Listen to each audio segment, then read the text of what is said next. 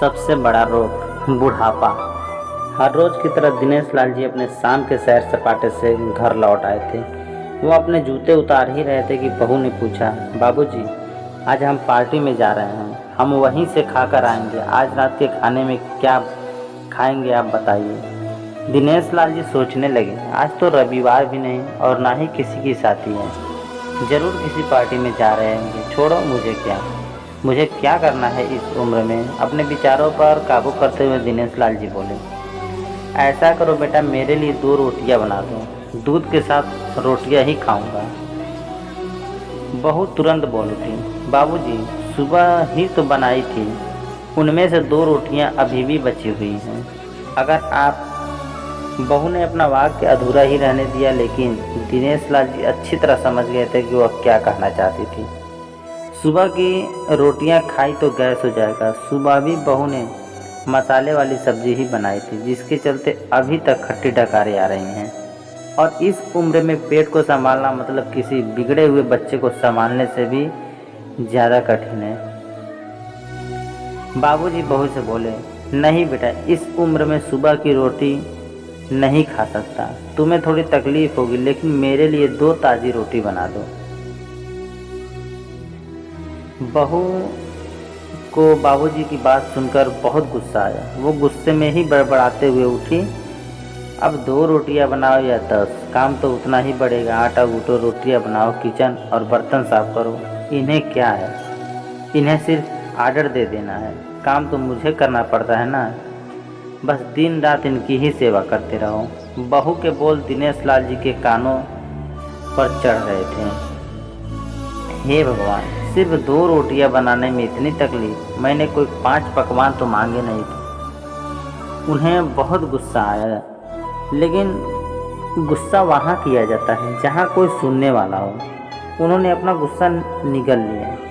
अब तो उन्हें जितनी जल्दी गुस्सा आता था, उससे जल्दी चला भी जाता था। दिनेश लाल जी को अपनी पत्नी की बहुत याद आ रही थी। निर्मला के जीते जी उन पर कभी बासी रोटी खाने की नौबत नहीं आई थी। उल्टा खाने में 10 चीज़ें और मिल जाती, जैसे खाने के साथ मीठा, पापड़, अचार, दही, छाछ, सलाद और पता नहीं क्या क्या। दिनेश जी को बहुत बुरा लग रहा था। वो बोले, रहने दो बहू, मैं सुबह की ही रोटी खा लूँगा, फिजूल में तुम्हें तकलीफ होगी, और वैसे भी तुम्हारे हाथों की रोटी बहुत मुलायम होती है, मुझे चलेगा। मेरी वजह से तुम लोगों को देर नहीं होनी चाहिए। बहू को तो सोने से पीला मिल गया। वह अपने आवाज़ मीठी करते हुए बोली, बाबूजी, आप चाय लेंगे क्या? दिनेश लाल जी अपने चाय पीने की इच्छा को दबाते हुए बोले, वैसे कोई खास इच्छा तो नहीं है चाय पीने की, मगर तुम अपने लिए अगर बना रही हो तो मेरे लिए भी थोड़ी बना देना। हाँ बाबूजी, मैं अपने लिए बनाने वाली हूँ, आपके लिए भी बना देती हूँ। यह बोलकर बहू रसोई घर के अंदर चली गई। दिनेश लाल जी खुद से ही बातें करने लगे, अभी तो लाखों की जायदाद है मेरे पास, यह घर भी मेरे नाम पर है और खाते में भी लाखों रुपए पड़े हैं। कभी बेटा विषय निकालता है तो मैं बोल कर टाल देता हूँ कि मेरे बाद तेरा ही तो है सब कुछ, और फिर भी 1 कप चाय और 2 ताज़ी रोटियों के लिए तरसना पड़ता हो तो उन बूढ़ों को क्या होगा जिनके पास संपत्ति के नाम पर सिवा पुरानी यादों के कुछ भी नहीं होता। निर्मला की याद करके दिनेश लाल जी की आंखों से आंसू और धीरे धीरे गालों पर सके। निर्मला के होते हुए उन्होंने घर का कोई भी काम नहीं किया था। आर्थिक जवाबदेही के अलावा उनकी और कोई जवाबदेही नहीं थी। उनके व्यापार ने भी उन्हें अच्छा खासा साथ दिया था। वह भी निर्मला से बहुत ही प्यार करते थे, लेकिन कभी जता ही नहीं पाए। वह यह सच्चे दिल से मानते थे कि निर्मला उनकी किसी पूर्व जन्मों के पूरे का फल है, लेकिन जिंदगी की भाग दौड़ में वह निर्मला की मन की इच्छाएं पूरी ना कर सके। उन्हें वैष्णो देवी जाना था, लेकिन हर बार यह यात्रा अगले साल के लिए पोस्टपोन हो जाती थी। घर बार और संसार की जिम्मेदारियां संभालते संभालते कब उनकी इच्छाएं उन्हीं के साथ चली गई पता ही नहीं चला। दिनेश लाल जी ने देखा, उनके पोता और पोती दोनों ही स्कूल से आ गए थे। दोनों ने अपना बस्ता सोफे पर फेंका और दादाजी की तरफ दौड़कर उनके गले लगते हुए कहने लगे, चलिए ना दादाजी, आज खेलने चलते हैं। यही निस्वार्थ प्रेम के कुछ पल थे जिनमें दिनेश लाल जी भी बच्चों के साथ बच्चे बन जाते थे और सारे अपने दुख और यादें भूल जाते थे। वो कुछ बोल पाते उससे पहले ही बहू ने कहा, चलो छोड़ो, दादाजी को हमें पार्टी में जाना है, जल्दी से आकर तैयार हो जाओ, अब पापा भी आते ही होंगे। दोनों ही बच्चे दादाजी को छोड़ मम्मी के पास भागे। उनकी पोती 7 साल की थी और पोता 5 साल का था। दिनेश लाल जी अपनी सोच में डूबे हुए बालकनी की तरफ गए। बालकनी में धीमी ठंडी पवन में उनका स्वागत किया। बहू उनके लिए चाय बनाकर लेकर आई। बालकनी में रखी अपनी कुर्सी पर बैठकर दिनेश लाल जी घूट घूट करके चाय पी रहे थे।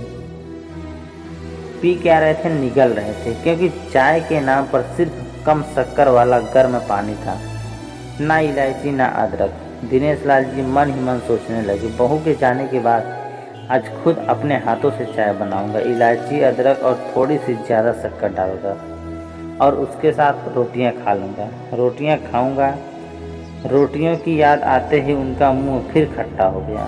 चाय खत्म होने पर खाली कप लेकर वह किचन में रखने गए तो वहाँ देखा कि बहू और बच्चों का कप धोते पड़ा था।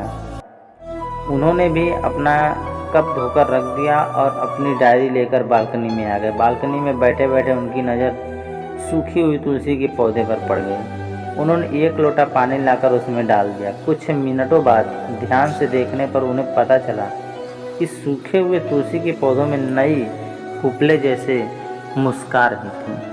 उन्हें याद आया कि निर्मला हर सुबह तुलसी को पानी और शाम को दिया दिखाती थी। अब तो शाम को ना तुलसी को ना ही भगवान के मंदिर में दिया जलता है। पता नहीं कितने संस्कार, कितनी अच्छी आदतें निर्मला अपने साथ ले गई। दिनेश लाल आसमान की तरफ देखकर बोले, शकुंतला, मुझे और इस घर को अभी तुम्हारी ज़रूरत थी। तुम क्यों हमें छोड़कर चली गई? तुमने मुझे धोखा दिया। तुमने हमेशा साथ रहने का वचन तोड़ दिया। तुम मुझे अकेला छोड़कर चली गई। दिनेश लाल जी की आंखें भर आई। पापा, इतनी ठंडी हवाएं बह रही हैं और आप हैं कि बालकनी में बैठे हैं। अंदर आ जाइए, नहीं तो बीमार हो जाएंगे। बेटे, दिनेश लाल जी से कहा। बेटा, बहू और पोता पोती सब तैयार होकर पार्टी के लिए निकल रहे थे। किसी ने झूठ मूठ ही मन रखने के लिए भी उनसे नहीं पूछा कि साथ चलिए।